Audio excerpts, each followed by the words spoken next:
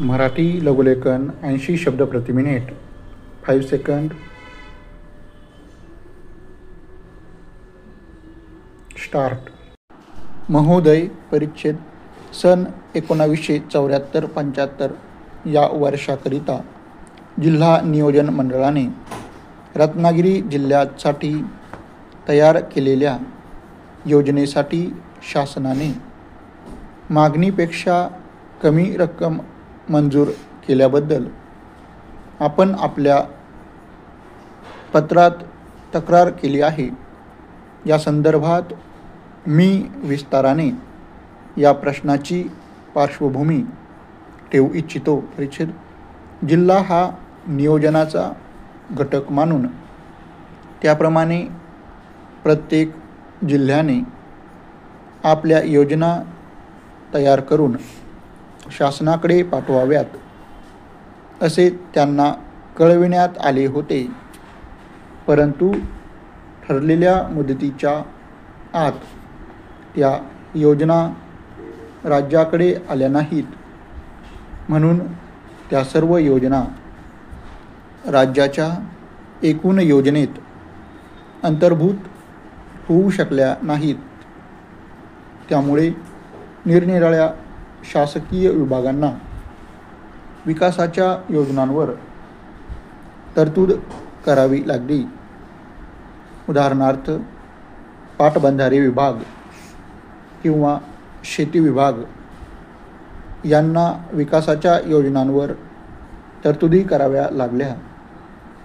जिल्ह्यांकडून आलेल्या योजना राज्याच्या योजनेत अंतर्भूत न होऊ शकल्यामुळे शासनाच्या निरनिराळ्या विभागांनी जी तरतूद केली तीच पंचवार्षिक योजनेच्या पहिल्या वर्षाची तरतूद आहे असे गृहीत धरले गेले व त्या तरतुदी त्या जिल्ह्यांकरिता दाखवण्यात आल्या.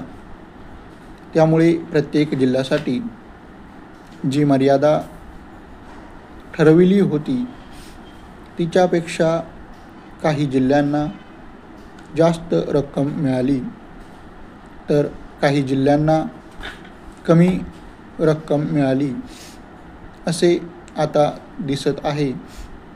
परंतु हे लक्षात आल्यावर नियोजन मंडळाने असे ठरविले की ज्या जिल्ह्यांना कमी रक्कम मिळाली आहे त्यांना या कामी पडलेल्या रकमेची भरपाई पुढील 2-3 वर्षात करून द्यावी व ज्यांना जास्त रक्कम मिळाली आहे त्यांच्याकडून ती वळती करून घ्यावी.